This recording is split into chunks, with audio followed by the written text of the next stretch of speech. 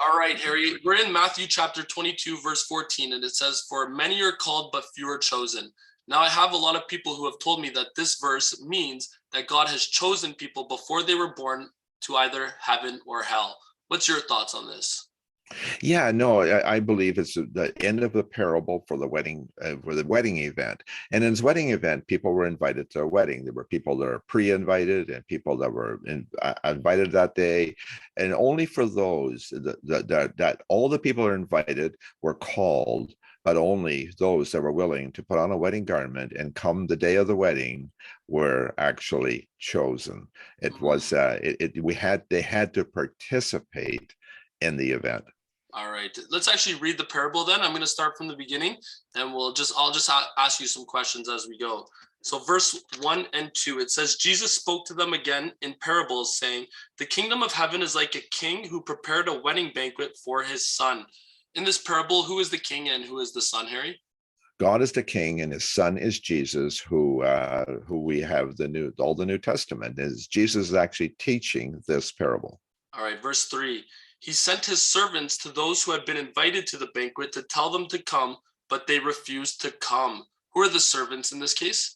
The evangelists, whoever they are, you and I, or anybody that's sharing the word, they're inviting people. Say, hey, this is a good deal. Sign up. We want to be at the wedding Mhm, banquet. And verse 4, then he sent some more servants and said, "Tell those who have been invited that I have prepared my dinner. My oxen and fattened cattle have been butchered, and everything is ready. Come to the wedding banquet."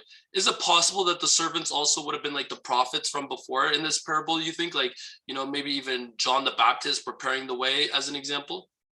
Yeah, they're basically all the way through, people throughout history, but it carries right on through because the invitation was in Jesus' time and 500 years ago, and still today. The Mm, opportunity is still there, and the spots are still available. Verse 5 to 7. But they paid no attention and went off, one to his field, another to his business. The rest seized his servants, mistreated them, and killed them. The king was enraged. He sent his army and destroyed those murderers and burned their city. Is this a reference to Israel, do you think, at this point? Yes, that part is because Jesus is speaking to the Israel audience, and a lot of people are not really receiving it well. And yeah, so there was a group of people that accepted, but many people, and Mm, particularly the religious elite of the time, they were not having it. And eventually, in 70 A.D., Jerusalem was destroyed, and that was the end of Israel for quite a while. Right. Verse 8, 9, and 10. It says, "Then he said to his servants, 'The wedding banquet is ready, but those I invited did not deserve to come. So go to the street corners and invite to the banquet anyone you find.' So the servants went out into the streets and gathered all people they could find, the bad as well as the good, and the wedding hall was filled with guests." My interpretation is that this is referring to now the Gentiles. Is that a fair? That's correct. Everybody else. So that first section is over. So now, and Paul was the first one to really spend his time on that journey of inviting the Gentiles, and that has continued on for the last 1900 years. And yeah, many people have chosen to participate. hmm Verse 11. But when the king came in to see the guest, he noticed a man was there who was not wearing wedding clothes. Do you have a little bit of history for us on the garment or wedding clothes for us here? Yeah, so when people in those days, when they were invited to the wedding, they were offered a cloak, a white cloak or whatever it was. Everybody was dressed the same, and part of that was also so everybody was equal. And in the Christian faith, that's kind of where we are too. We're not one above the other. We're all equal, and they were all offered the same white or whatever color they had, but it was a wedding garment, so everybody was dressed nice, and it was kind of an equalizing thing, and that was what was required. And here was a person that was not wearing the wedding garment. Right. Verse 12 and 13. He asked, "How did you get in here without wedding clothes, friend?" The man was speechless. The king told the attendants, "Tie him hand and foot and throw him outside into darkness, where there will be weeping and gnashing of teeth." This is a reference to hell, correct, Harry? Yeah, but the problem is that just attending the wedding on our terms is not okay.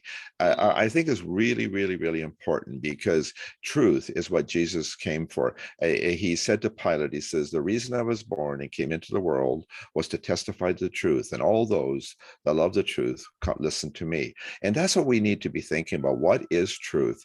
We can't just come to the wedding garment and put it to the wedding feast on our own terms. We can't bring our own cloak. We have to put on the cloak that we're given, and that is teachings of Jesus. And we have to be really, really wise to that. There's lots of variations there. We really, really have to find truth. Truth is so essential, and yeah, that's what Jesus said, and that I believe is so clear. And how do we find truth? It's in the Gospels, the teachings of Jesus. Jesus said, tell these new converts to obey all my teachings. That's our responsibility, and those teachings are good. They're nice teachings. Mm, To not worry, to be kind, to show, to forgive yeah, others. exactly. Yeah, all those things, all the things he's telling us to do are a bonus. We don't have to do weird stuff. It's all to make us a better person, a more suitable person for humanity and for eternity. And that's what leads up to the next verse, right? For many are called, but few are chosen. So we see this aspect here at the beginning part. The Israelites were called, the Gentiles were called, and if they didn't want to do it they wanted to do it on their own terms instead of God's way. And we see this aspect where he finishes the parable saying, "Look, at many are called. Everybody's pretty much called, but few are chosen." So we see this parallel here. It's not the aspect that God has predestined people to heaven or hell in this aspect, but it's in a parable telling we have to do it God's way if we're going to come to him and surrender our life to him. Yeah, and it's so ideal. It's not cumbersome. Jesus says, "Come up to me, all you are weary. I will give you rest. I will give you Mm, peace." His way is beautiful, truly, truly a beautiful way. And yeah, but people want to do it their own way, and got to be careful we're not doing that. amen. Thanks a lot for this, Harry. Thank you.